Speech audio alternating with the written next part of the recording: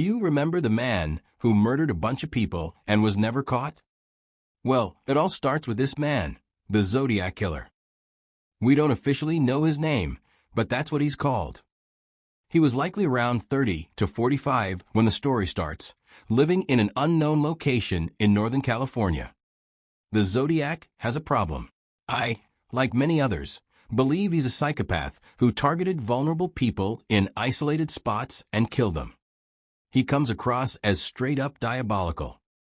So, one day on December 20th, 1968, the Zodiac was on a lonely stretch of road, Lake Herman Road in Benicia, near Vallejo, California, when he spotted two teenagers, David Faraday and Betty Lou Jensen, parked in their car. He approached, pulled out his firearm, pointed it at them, and pulled the trigger, tragically killing them both. The bodies were discovered hours later, and police investigated the crime scene, but couldn't gather meaningful evidence or leads. Time passed, and the case went cold. They concluded it was a random act of violence, but it wasn't, because 6 months later, the Zodiac struck again. On July 4, 1969, at Blue Rock Springs Park in Vallejo, he approached a park couple, Darlene Farron and Michael Mageau, aimed his pistol at them through the window, and pulled the trigger, killing Darlene, but leaving Michael wounded. He survived. Shortly after the shooting, he called the police department from a payphone and calmly took credit for the shooting and the one from 6 months ago. He also mailed letters to 3 newspapers containing parts of a cipher, demanding they print it on the front page or he'd kill a dozen more. Again, the police couldn't gather enough evidence to arrest anyone, with no meaningful leads, and the case went cold. On September 27, 1969, the Zodiac struck again. Brian Hartnell and Cecilia Shepard were relaxing by Lake Berryessa in the afternoon sun when he emerged from the woods wearing a hand-stitched black executioner-style hood with a white circled cross symbol on his chest. He attacked them, tied them up, pulled out a long knife, and brutally stabbed them multiple times. This killed Cecilia, but Brian survived.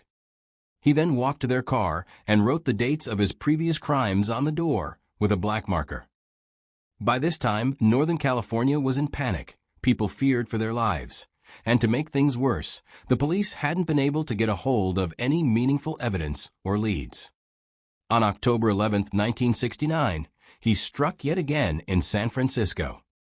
In what seemed like a normal day, with everyone going about their business, he flagged a taxi driven by Paul Stein, directed him to a residential neighborhood, pointed his pistol at him, and pulled the trigger, tragically ending his life.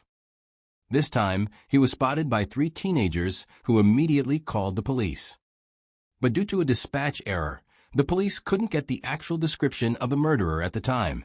They were looking for a black man instead of a white one.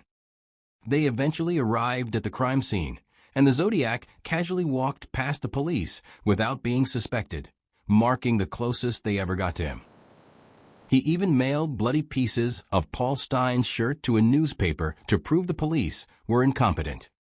He sent ciphers, maps, and threats to blow up a school bus full of children. He demanded that people wear Zodiac buttons.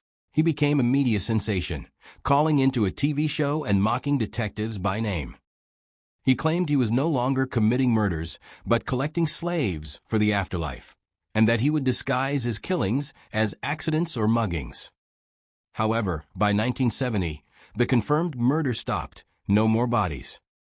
The letters continued until 1974, with no more codes or blood-stained fabric after that.